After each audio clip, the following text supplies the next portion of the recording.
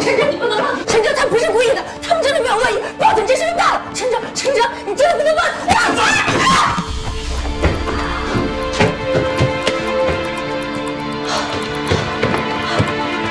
梅雅，你没事吧？阿阳，陈哲打梅雅！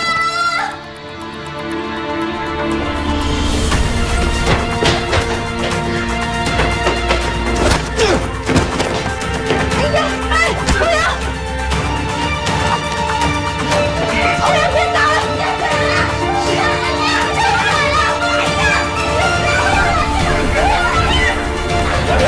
谁来了？梅雅，你救我！喂，你好，我要报警。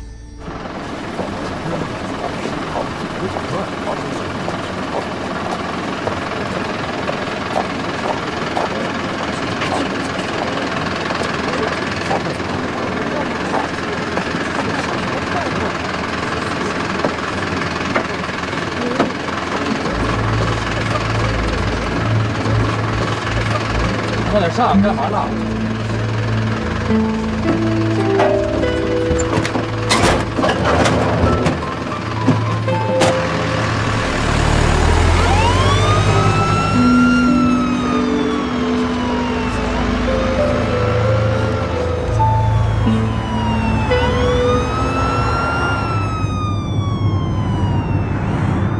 梅雅，我错了。哎呀，你能脱离他的魔掌，简直就是老天爷眷顾你。好了，思月，别生气了。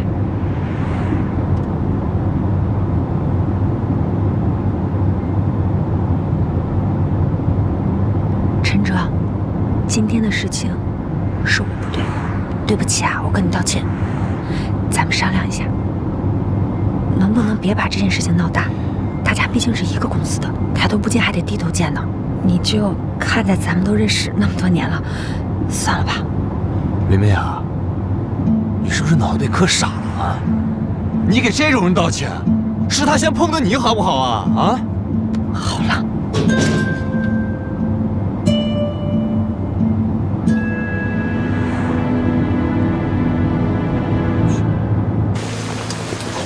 哎，头道啊，你叫的车什么时候到啊？马上就到了，叔。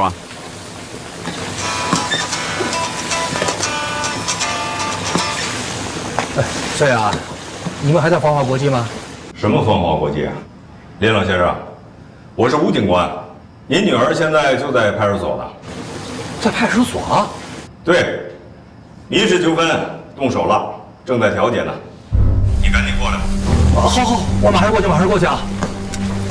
哎，土豆啊，你轿车到底什么时候到啊？到了，小吃街门口呢。你招呼着啊，招呼着啊。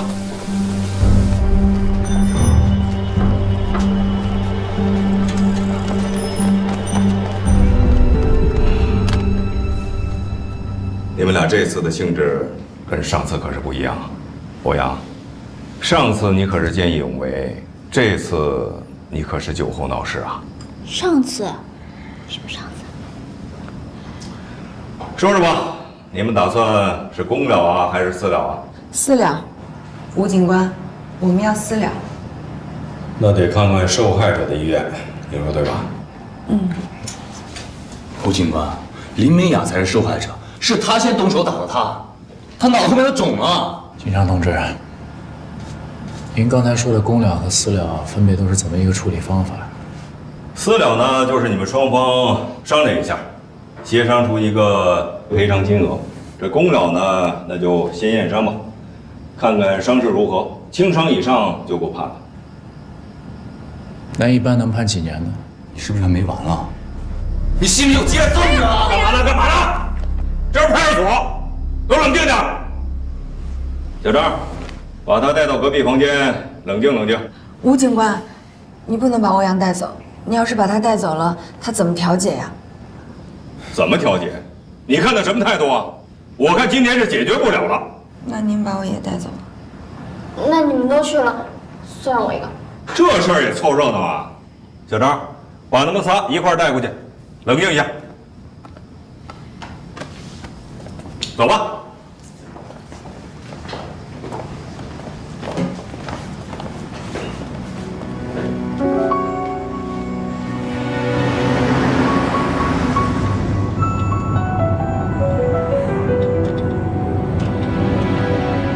那个陈哲什么情况？伤得严重不严重？我听负责的民警说，他脸部受伤，这个有点麻烦。如果符合人体轻伤鉴定标准的话，就够判了。当然，前提是如果陈经理坚持要走法律程序的话。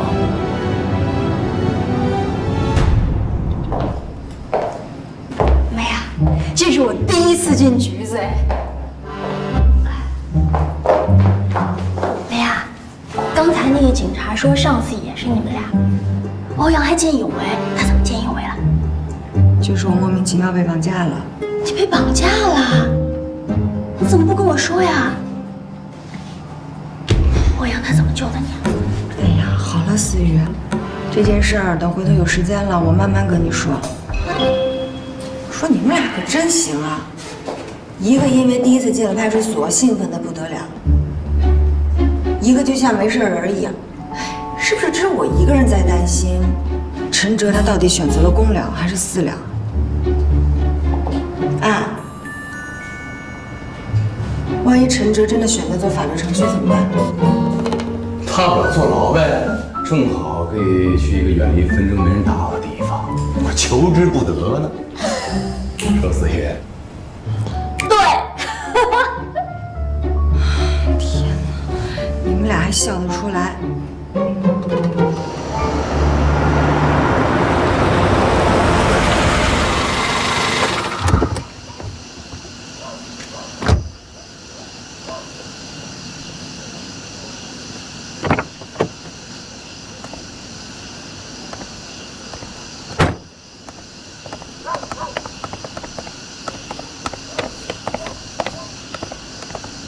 刚才说的情况都属实吧？记得。董事，民警同志您好，我叫欧长林，欧阳的父亲。民警同志，如果是欧阳的错，他该负什么责任就负什么，该怎么处理就怎么处理。董事长，我是欧氏的员工，我要为欧氏的发展考虑。这件事儿，我觉得如果传出去，会对欧氏有不好的影响，所以我觉得我们还是大事化小，小事化无吧。欧总跟我之前有些误会，我回去跟他解释一下就好。警察同志，我选择私了。民警同志，你看这样行不行？我们可不可以先带他到医院做个检查？将来要是有什么后遗症，我们会负责到底的。没问题，先带他去医院做个全面检查。好，谢谢董事长。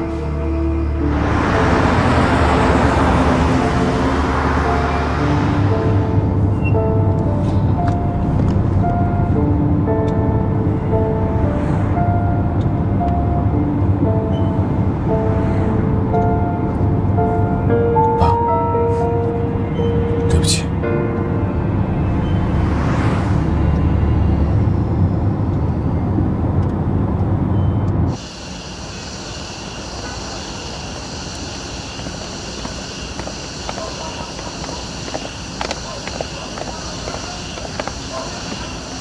林叔叔，都是我的错。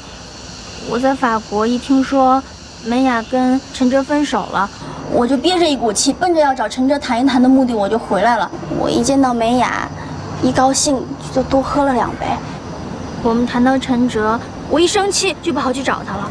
梅雅她是拼命拦我，可是也没拦得住。真是抱歉，林叔叔，第一次见面就给您留下了这么不好的印象，真是对不起。人没事就好，人没事就好啊。这事怎么能怪你呢？要说呀，梅雅能有你这么一个朋友，能够为她出面，能为打抱不平，叔叔应该谢你才对呀。啊，对了，欧阳打陈哲也绝对不是故意的，是陈哲先动手推梅雅的，梅雅的头撞到了桌角上，当时就鼓了一大包。这要紧吧？哎呀，爸，哎呀，没事爸，我这不是好好的吗？没有思雨说的那么严重，他太夸张了，你别担心。没事就好。好，那咱们回家吧。好，咱们走吧。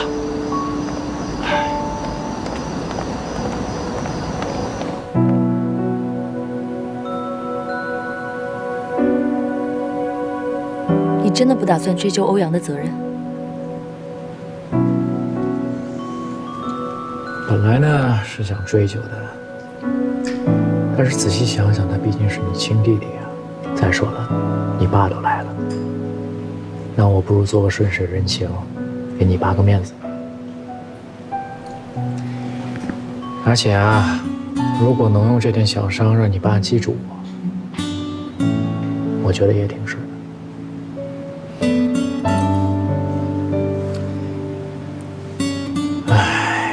你看，咱们这2周年过成这个样子，乱七八糟。改天给你补过一个啊。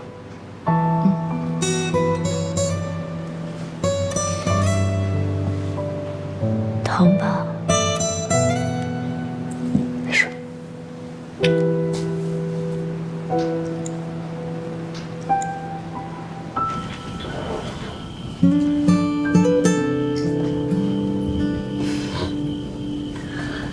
那今天就委屈你跟我挤在我的这个小房子里了。哎，我从小就幻想有一个姐姐或者妹妹，然后挤在一间小卧室里，就像这样的小卧室，然后再摆一张上下铺。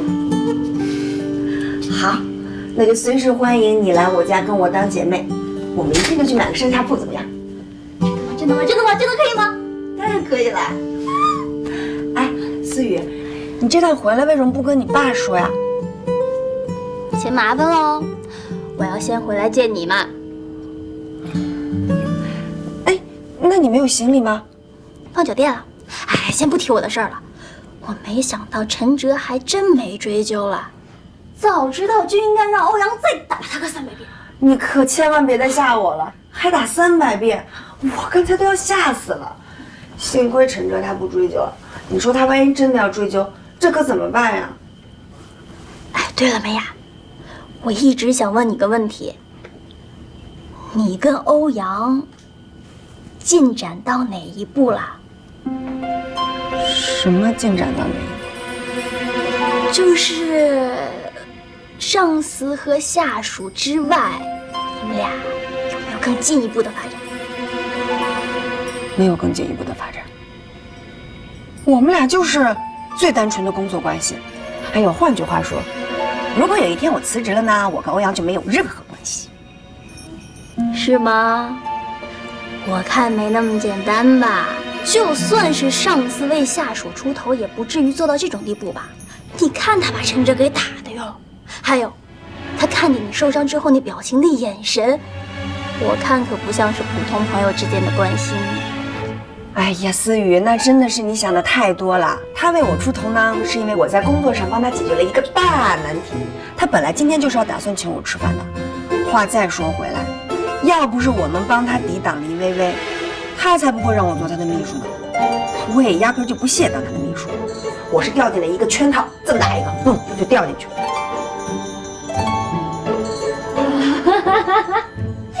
笑什么呀？没什么，没什么。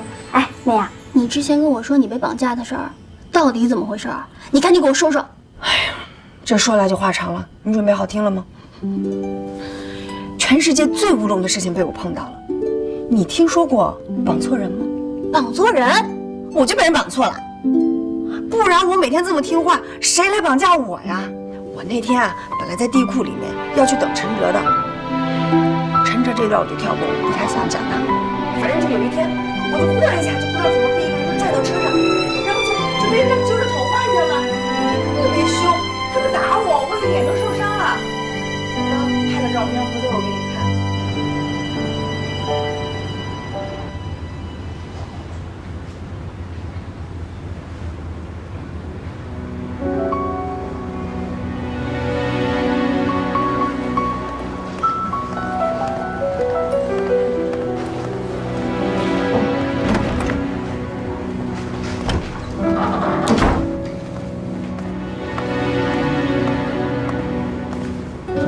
姐，你找我啊？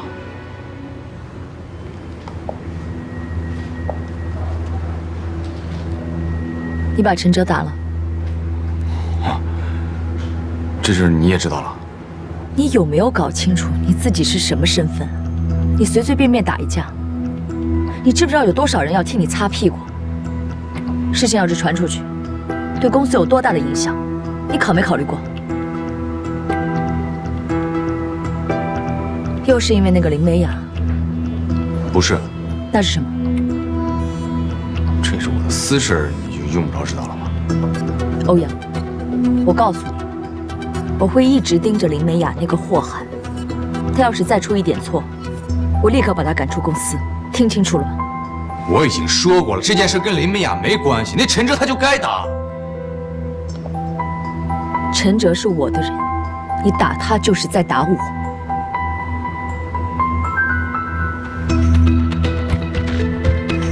那我也跟你强调一遍，林美雅是我的人。从现在开始，如果有人再敢打她的主意，也别怪我不客气。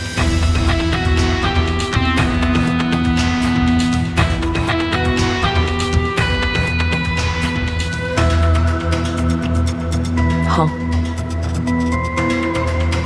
策划案具体方案出来了吗？如果你不行的话，趁早说，我换人。出来了。15分钟后会议室开会，有问题吗？没问题。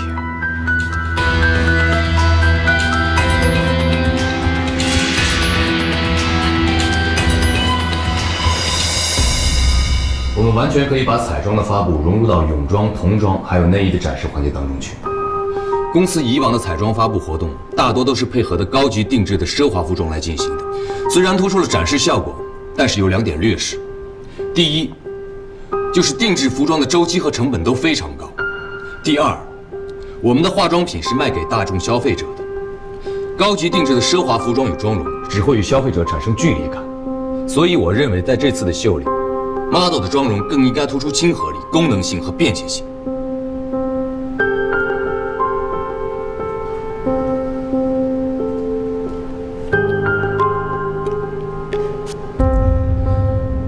关于这次的策划案，我要具体说明一下，方案的主体跟创意都是由林美雅独立完成的，希望大家给她掌声。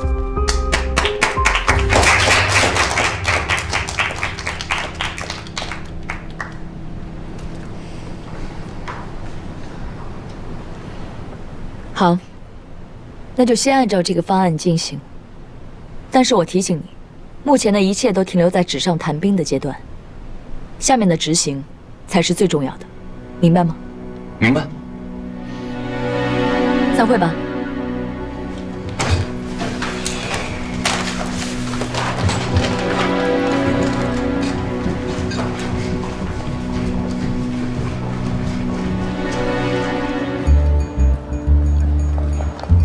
我怎么没发现？哎，你记忆力这么好，我就说一遍你都能记住。想记的怎么都能记得住。欧阳，行了，人在后面，有什么回去再说。哦。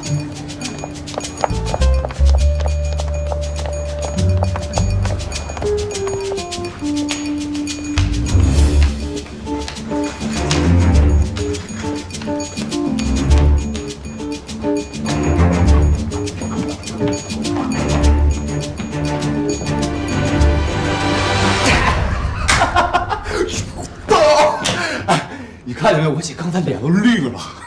来，庆祝一下，庆祝一下！来，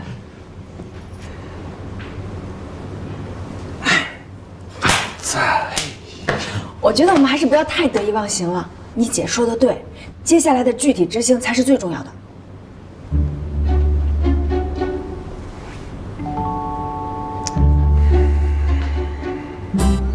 你看我干嘛？谢谢你啊。合作愉快。你突然这么正经，我好不适应啊！本来就是个正经的人嘛。合作愉快。你怎么了？你去哪儿？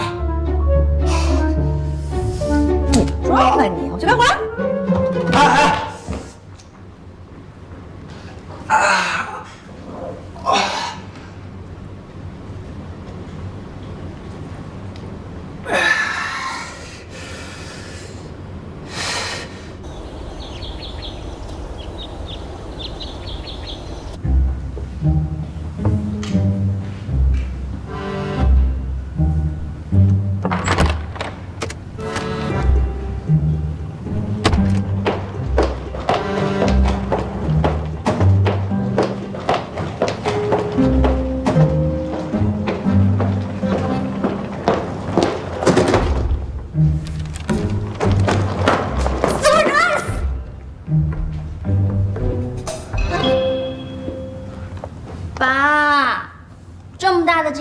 搭理我。你昨天晚上在哪儿住的？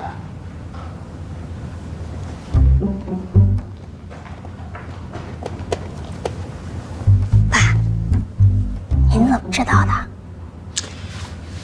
我不光知道你的飞机几点落的地，我还知道你昨天晚上跟谁一起吃的饭。好啊，我再三叮嘱王经理千万不要告诉你，早知道就不去你的会所吃饭。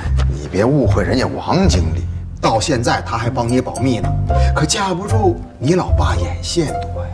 啊！好啦，我老爸最厉害了，小女子甘拜下风。思雨啊，你是怎么认识欧阳的？爸，您认识欧阳啊？欧阳我不认识，可我认识他爸，欧氏集团董事长欧长林。那您跟欧家熟吗？你问这个干嘛呀？因为美雅现在在给欧阳做秘书，所以我要侧面打听一下他的家世。原生家庭对一个人的性格以及修养起到很决定性的作用。哎，那你觉得欧阳这个人怎么样？爸，他这人特有意思，说话办事看起来吊儿郎当的，其实挺男人的，有担当。是吗？哎呀，能让我女儿这么夸赞的男孩，我还是头一次见。爸，人家是帮美雅观察的，您别误会。我知道林美雅是你最好的朋友，这样，什么时候把她请到家里来一起吃个饭，我也好当面谢谢她在法国对你的照顾，顺便把欧阳也请来啊。欧阳啊，就算了吧，人家愿不愿意来还不一定呢。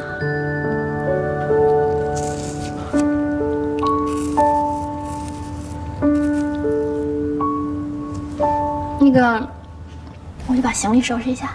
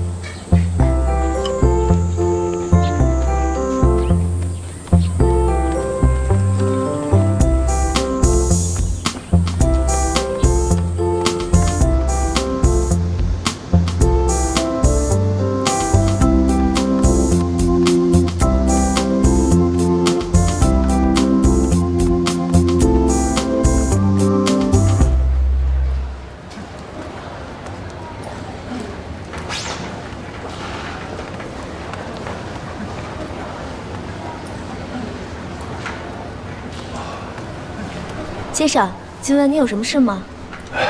不好意思，我想打听一下，咱们单位那个研发部在产品研发部吗？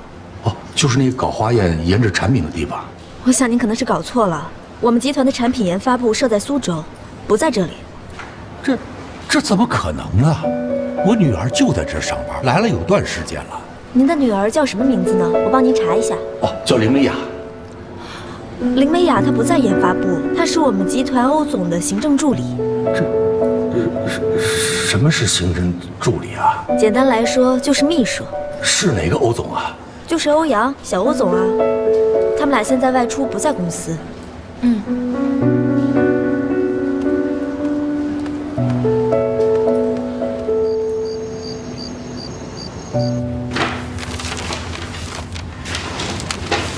这4家待选的场馆我都挺满意。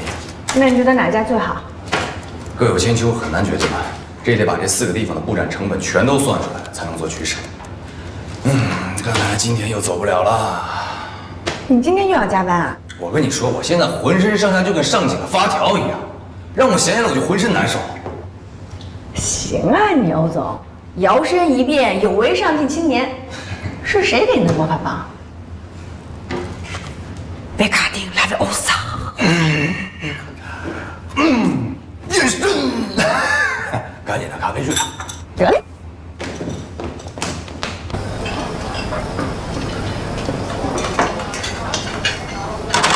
这3个重新给我洗了。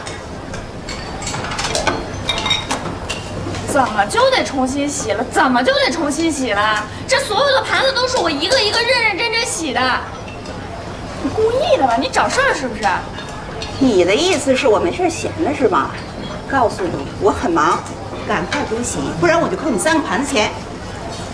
凭什么呀？我又没摔碎。我告诉你，你给我等着，等我自由的那一天，我立刻让我哥把你给开除了。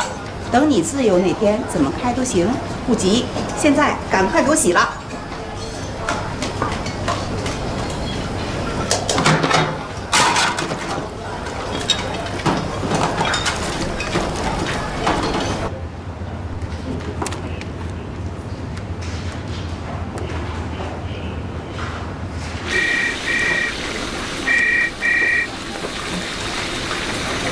小雅，回家了？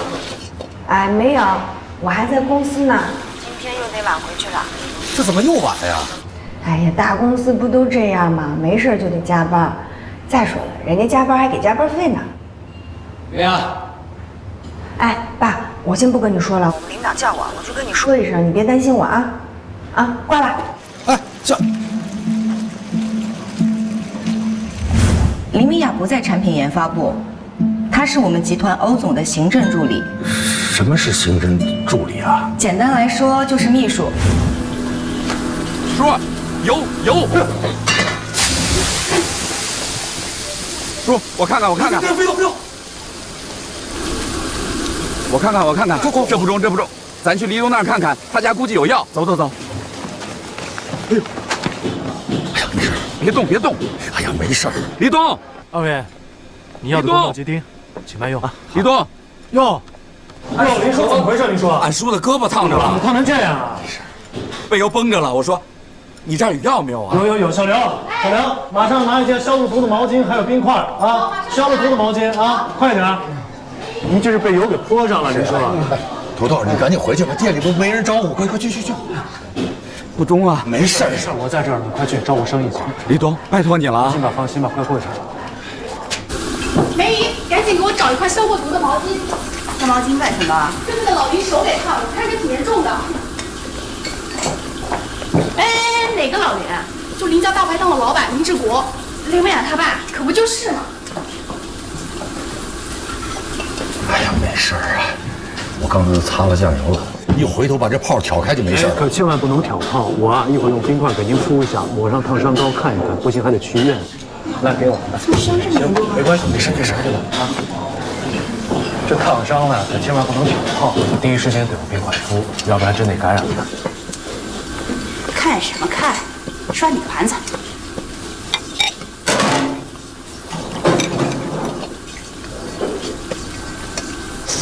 人会射。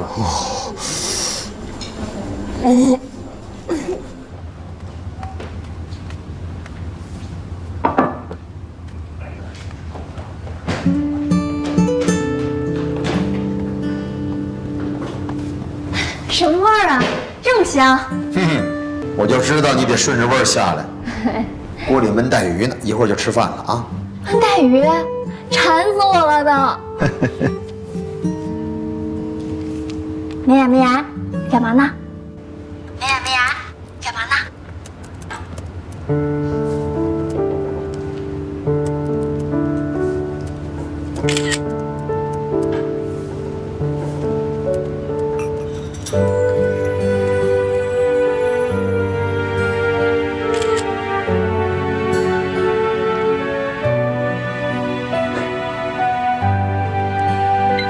你等着，我一会儿给你送宵夜去。哎，思雨思雨，我要吃那个小江南的醋扒阳春面，还有虾饺油淋仔鸡啊，谢谢了啊。哎，你干什么去啊？不吃鱼了？是，一会儿我打包。我说你这人真行，哎，你真不客气啊。这我朋友来给我送饭，有你什么事啊？哎，他刚明明说是过来给咱们送宵夜的啊。好好好，吃货。李多，来。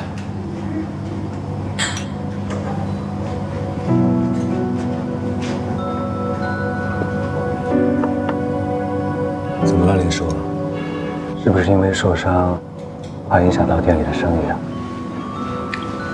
头头跟我这么多年了，就算没学得我全部的是这个手艺，学个5成6成还是有的。店交给他呀，不用担心。那是因为林美雅的事情吗？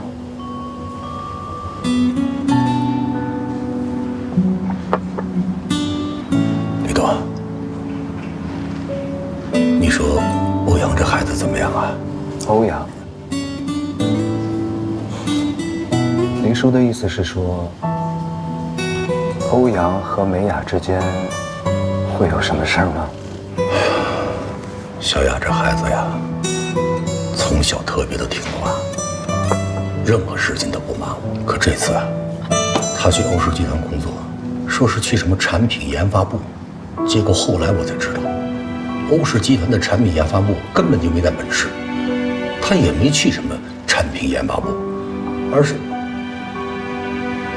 给欧阳去做秘书去了。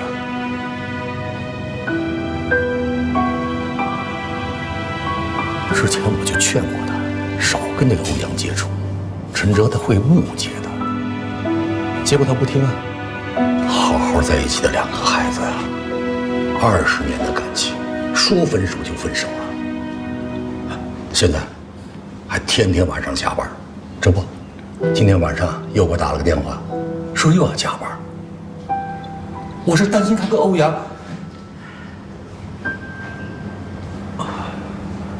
我知道，你跟欧阳是好朋友。其实我也不是说欧阳这小伙子不好，我这不是担心美雅吗？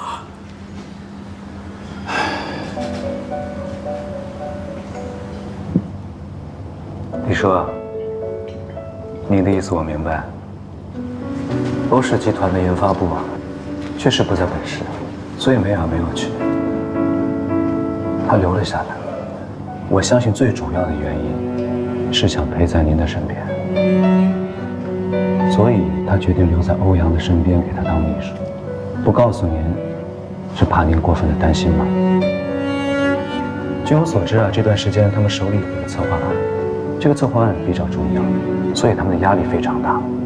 既然他们说现在在加班，就一定是在工作，绝对不会有其他的事情。这一点，叔叔您就不要担心了。至于说到欧阳，你别看他平时不太靠谱，但是他呀，做事做人还是有自己独特的原则性的。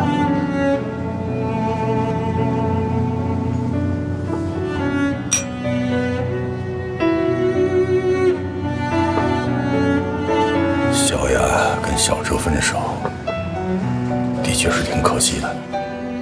当然，这事儿我也阻挠不了。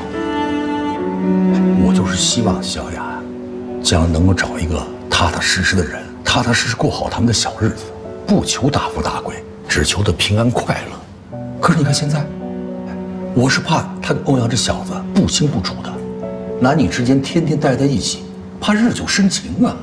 万一他们之间要是发生什么，我这都不敢想啊。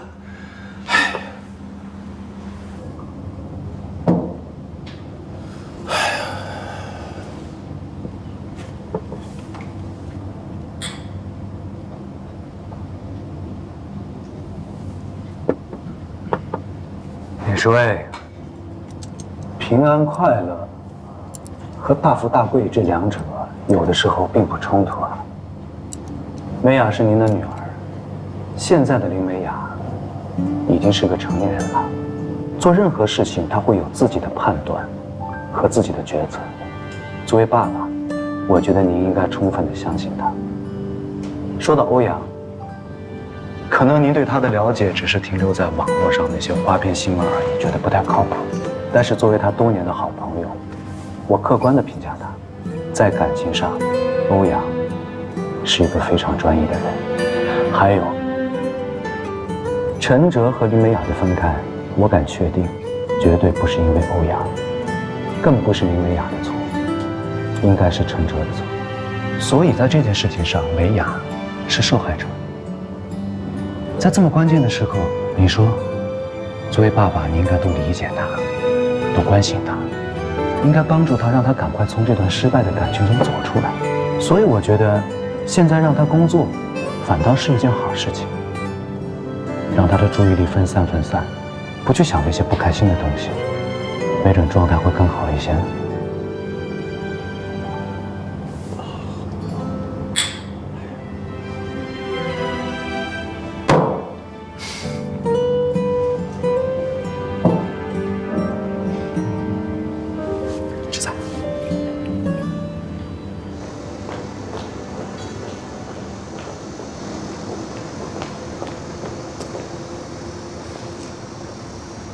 我都到家了，你还跟着我干嘛呀？黎东吩咐过了，让我必须看到你进门才可以离开。那你看着吧。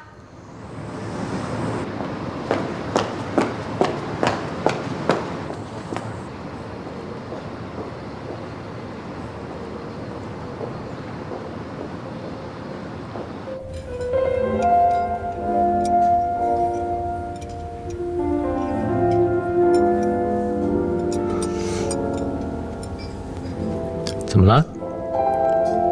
胃口不好？还是在担心发布会的事儿？哎，没想到他真的拿了一个方案出来。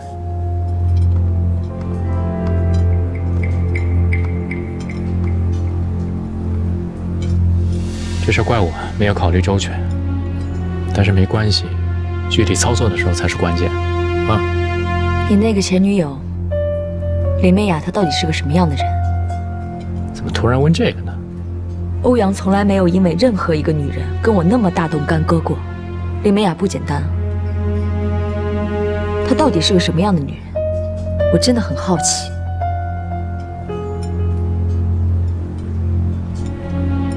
咱们先不说这个了啊，眼下最重要的还是发布会。一旦欧阳成功的把发布会开起来了，你爸就有理由让他顺理成章的进入董事会，到时候你的局面就更被动了。但是你放心，我不会让他成功的。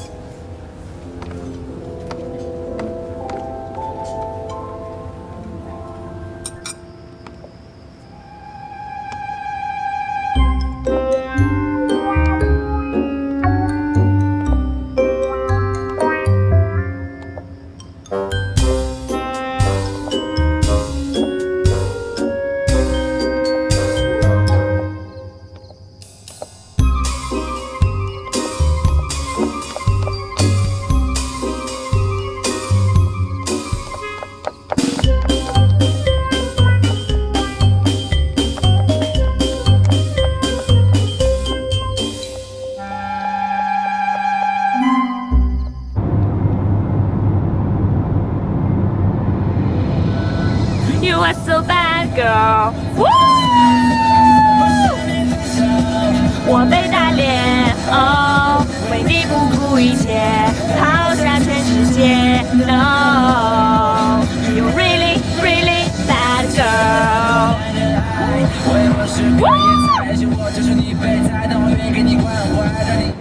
好的，欧总。谢谢。徐小姐，您可以上去了。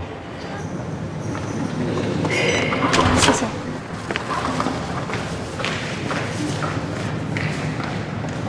麻烦帮我刷一下卡，我要进去，谢谢。你找谁啊？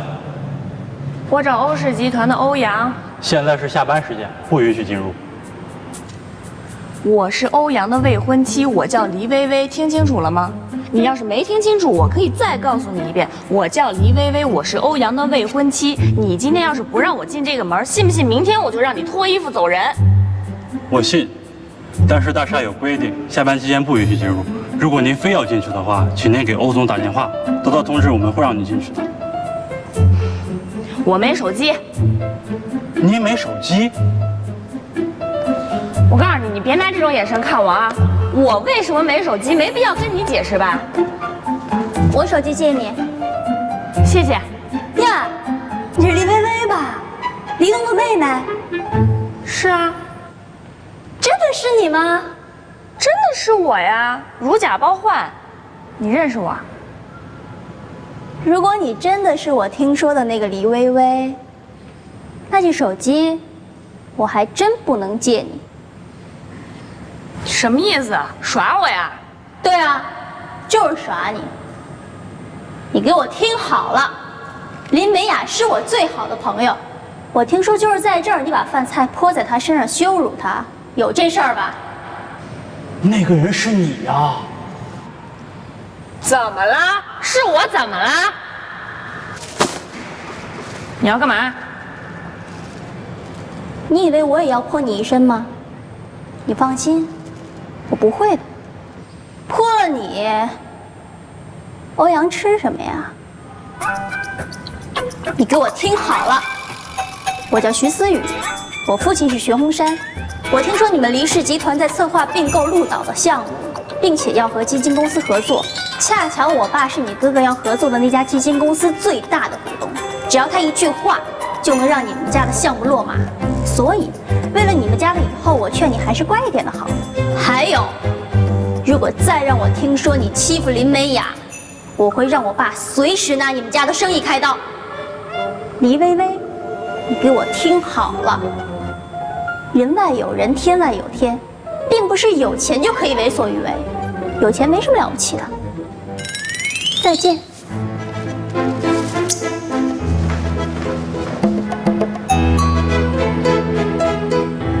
看什么呀？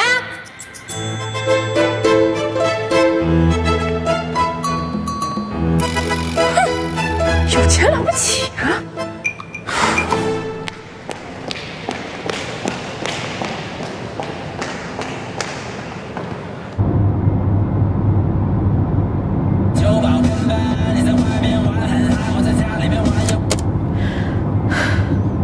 徐思雨，我记住你了，你这个贱人，给我等着！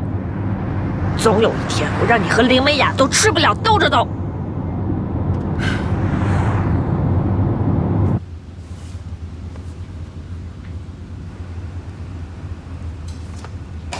你怎么样啊？你算出来了吗？啊，不行了，不行了，饿得我眼睛都近视了。我还头一回听人家说能把眼睛饿近视了。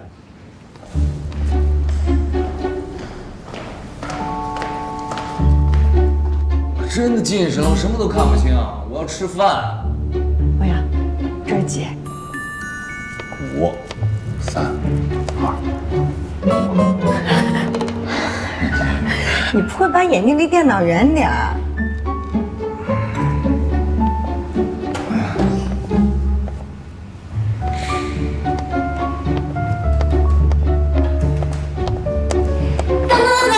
你送外卖到了！哇，太好了，饿死我了都快！思雨，你终于来了。你是不知道，你要再不来，我估计有些人就得饿瞎了。哇，都是我爱吃。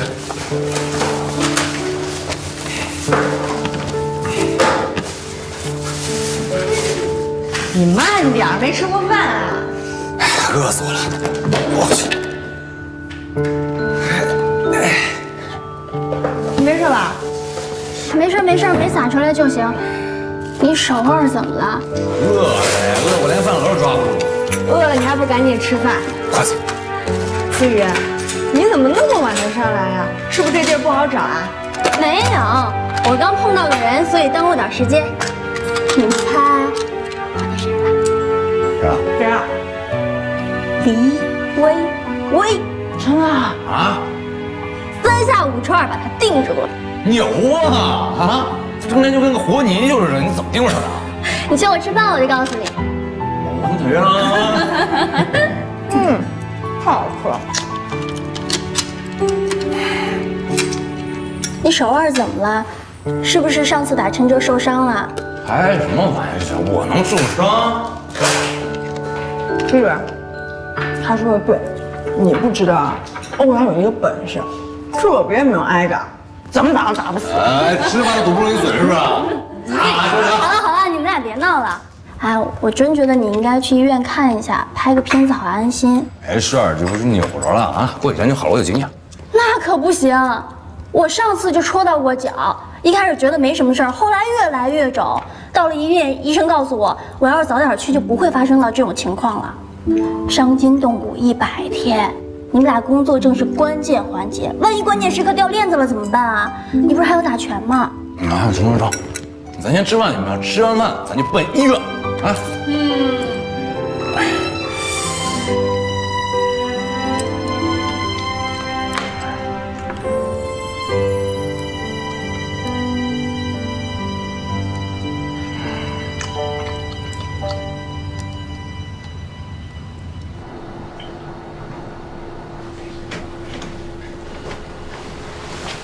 软组织挫伤，严重吗？不严重，轻微的，一般情况呀，静养1到2个月就会恢复了。不用这么长时间吧？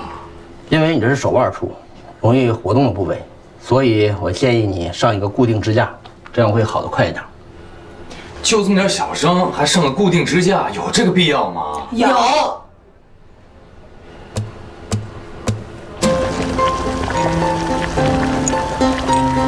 把我弄成这样，你们俩满意了？医生说这样好得快。对啊，你就踏踏实实当你的病人，好好养病。欧阳，工作方面呢，你就不要担心了，连命是我会替你分担的。你们俩真应该凑一对说相声去。真的吗？我也这么觉得。我说思雨，你刚才去公司给我们送了那么多吃的，你还没吃饱，还能吃得下去啊？欧阳，这个女孩子呢，你真的是太不了解了。天有多大，我们女孩的胃就有多大，是不是思雨？是。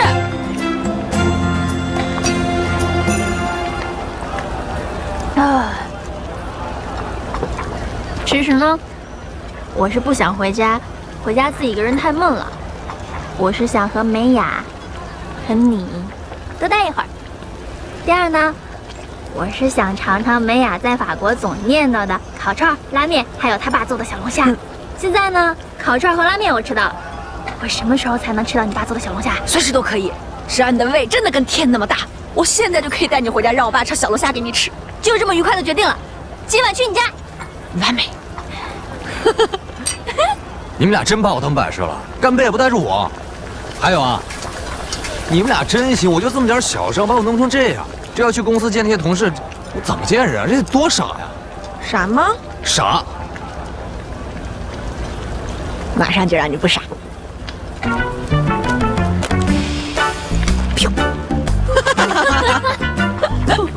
把你的胳膊拿过来。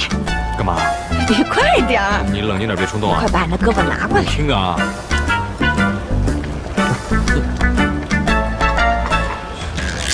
别动！你这怕啥？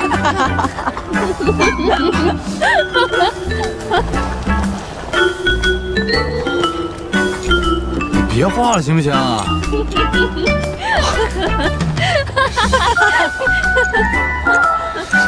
你来。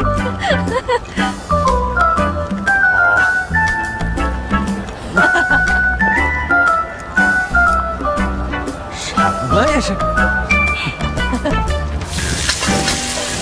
你举高点，举高点。美雅，让。怎么样，欧阳？现在是不是不傻了？美雅、徐思雨到此一游。得，为了我这可爱的胳膊，为了你们俩在我这胳膊上一游，咱们仨干一杯吧！啊，来，干杯！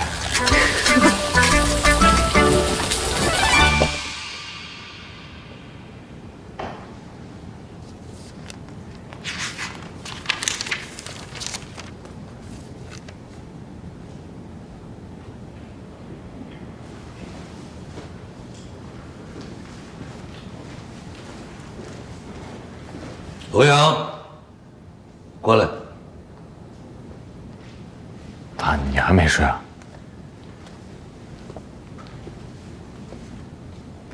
又在外面惹什么事儿了？没惹事儿，我就不小心扭了一下，没事儿。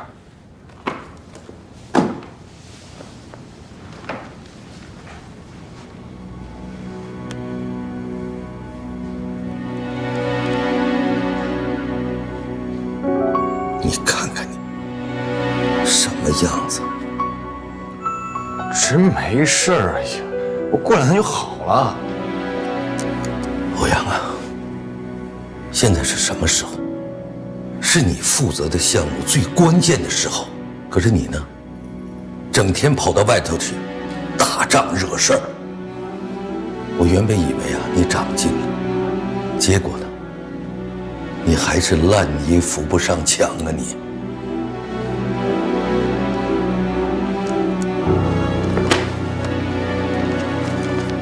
是，我是烂泥，我是扶不上墙。那你直接让我烂在地里算了。你说什么？你再说一遍。再说一遍。我累了，回去睡觉了，你早点休息。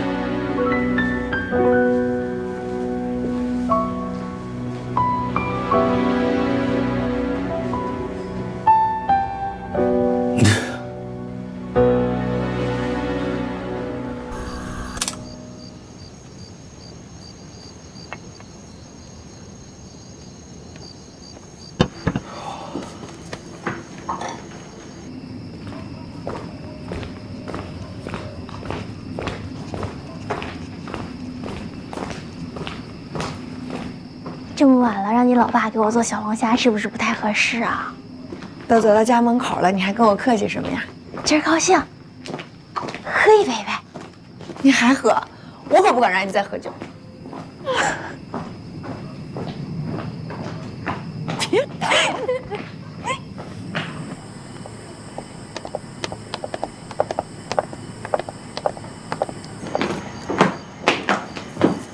维亚，小黎叔，你怎么会在我们家啊？你爸喝多了，刚给他送回来，这不给他做完醒酒汤。哎呀，思雨，你先在这坐会儿啊，我去看看我爸。嗯，好。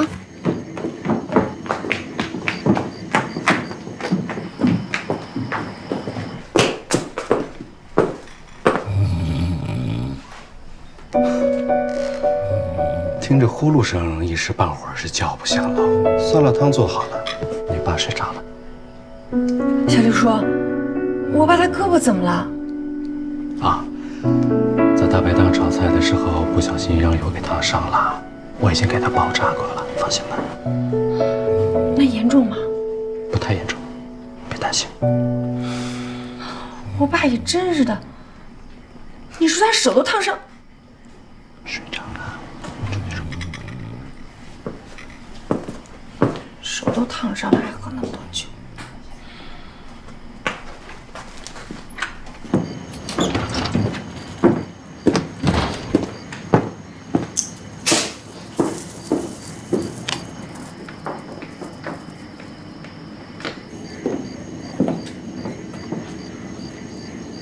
我爸已经睡着了，你惦记的小龙虾今天晚上是吃不上了。没关系，我们下次再吃嘛。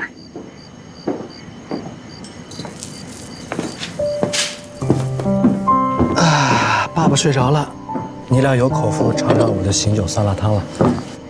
夏黎叔，谢谢你，谢谢你把我爸送回来，还给他做醒酒汤。虽然他没口福喝不上，这么说我有点不好意思。不过今天也怪我，一时高兴没搂住他，让他多喝了点。下次我注意。哦，对了，小黎叔，我忘记给你介绍了。你好，我叫徐思雨，是美雅在法国的同学、室友兼最好的朋友。你好，米东。你就是李薇薇的哥哥啊？哦，你认识我们家薇薇啊？通过美雅认识的，今天刚好还碰见了，很愉快的聊了几句。思雨，你快点尝尝小黎叔的手艺啊。好。小李叔，我爸今天为什么要喝这么多酒啊？他有没有跟你说什么呀？我爸最近老是奇奇怪怪的，老是看起来心事重重的。我问他，他也不跟我说。其实也没什么事儿，正好你爸今天不小心烫伤，我给他抹了药。我估计你爸可能就是觉得自己年纪越来越大了，怕你们家店里的生意没人照顾，怕砸了你家的招牌，可能心里觉得有点堵得慌呗。应该没有什么其他的事情。不过你这个当女儿的，等忙完这段时间，应该好好陪陪她了 ，OK？ 我会的。好了，你们先聊，我先走了。醒来的时候给她泡一杯蜂蜜水。知道了。思雨是吧？再见。再见。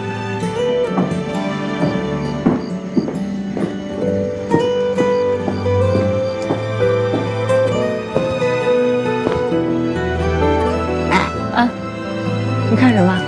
小黎叔不仅长得帅，厨艺还很棒。那是。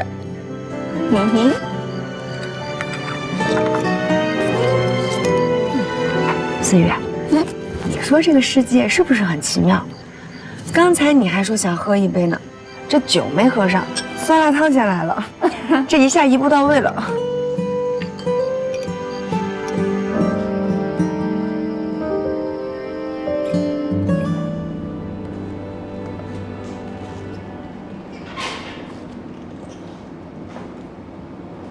你好。哎，你谁呀？你这找谁呀？你有什么事？我是 B 座1701的户主啊，你就是前2天出事那家是吧？我想看一下那天晚上监控。你要看那晚发生的事是吧？哎，来。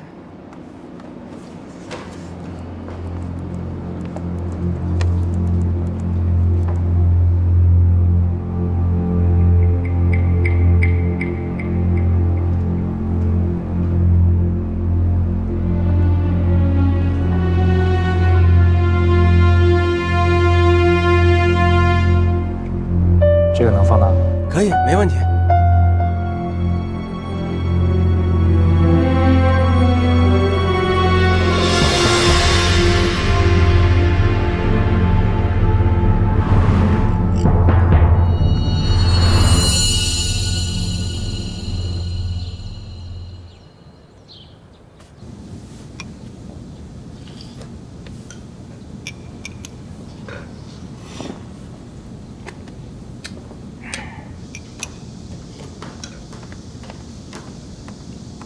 哟，儿子啊，你的手怎么了？受伤了？没事，不小心扭了一下。什么没事啊？都打石膏了。没事。你儿子大半夜带着女秘书跑到女秘书前男友的家里，把人给打了，是我亲自到派出所把他接回来的。关键是，女秘书的前男友是咱们公司销售部的经理，得亏人家通情达理，没有追究你儿子的法律责任，否则现在已经在里面吃牢饭了。让我看看。哎，这个是你女秘书画的。啊，还挺好看的。哎，来，放好了，妈喂你啊。你现在知道管儿子了？你说你们两个啊，一个是整天酗酒的妈，一个是替女秘书打架的儿子，真好，真好啊，真好。从小到大你管过他吗？你给他换过一片尿片吗？他从幼儿园到大学，你给他开过一次家长会吗？他生病的时候你在哪儿？我辛辛苦苦把2个孩子拉扯大，你说我不管孩子？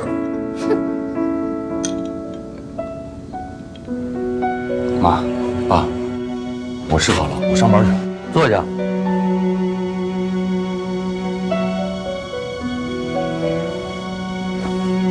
你你手里的项目啊，我会告诉欧瑞，让其他人接手，你不用负责了。爸，我已经说过了，这点小伤根本不影响我工作，你干嘛非得弄得这么严重啊？现在知道严重了。你以为小孩子过家家呢啊？我怎么就过家家了？你知道我为了这个发布会付出了多少吗？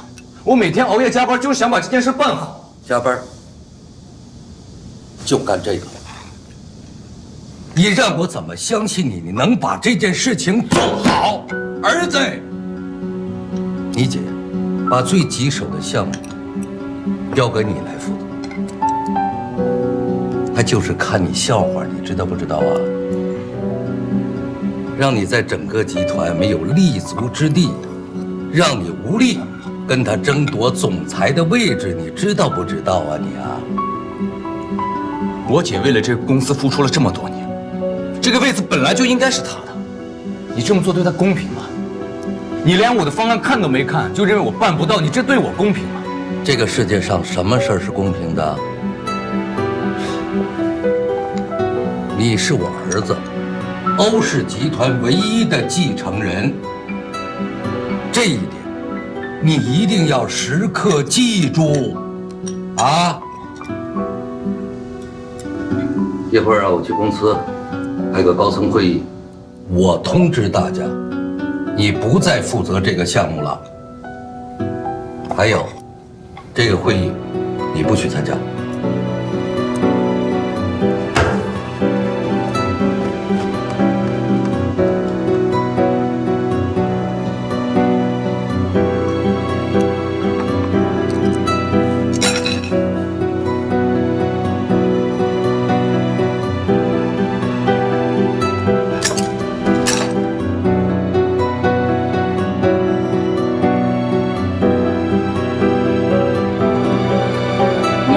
关于发布会的所有资料，我全部都准备齐了。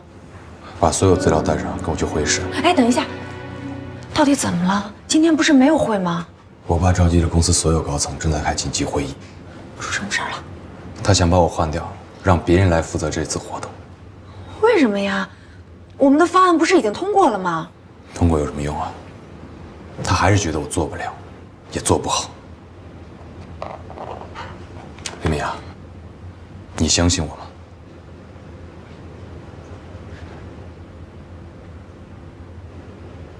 我相信。你相信我们能把这次活动做好是吗？我们一定能把这次活动做好。把所有的资料都带上。我们去把活动夺回来。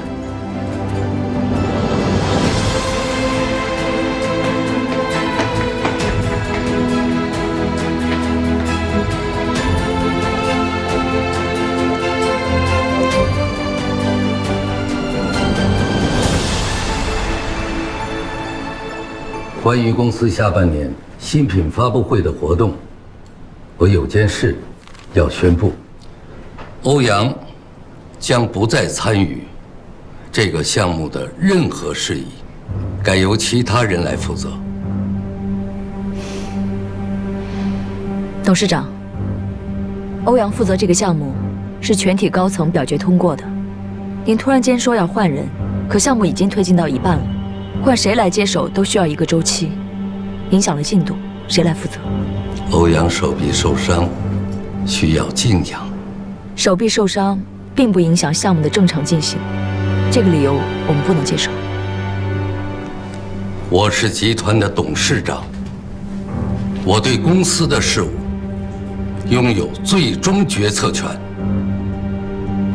这件事情就这么定了，希望欧总赶紧指定新的项目负责人。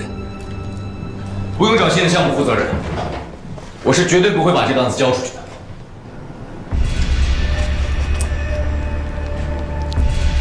胡闹！现在这个项目跟你没关系了，出去。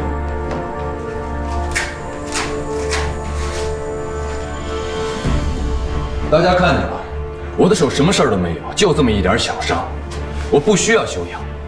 刚才总裁说的没错，现在更换项目负责人会影响进度。再说了，我只是手腕受伤，完全不会影响项目进行。而且我们在前期已经做了大量的准备工作，所以，我有信心能把这个发布会办好。这个发布会是今年公司下半年最重要的活动，你以前从来没有过这方面的经验，再加上你受伤，如果因为你的伤势影响了这个项目的运作，你能负这个责任吗？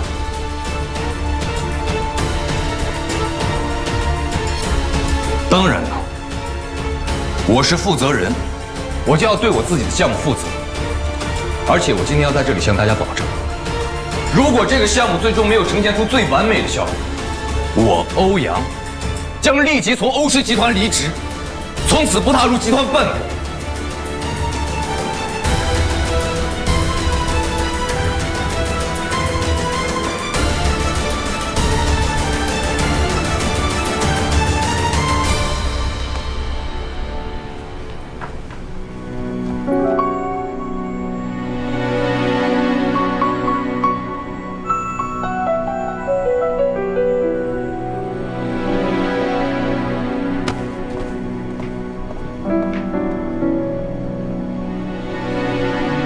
散会吧。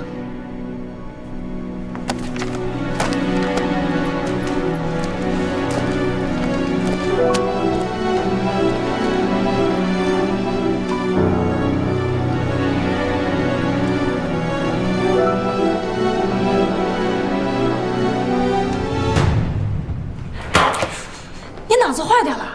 要抢回项目也不用说这么严重的话吧？你知不知道这后果有多严重？你能负这个责任吗？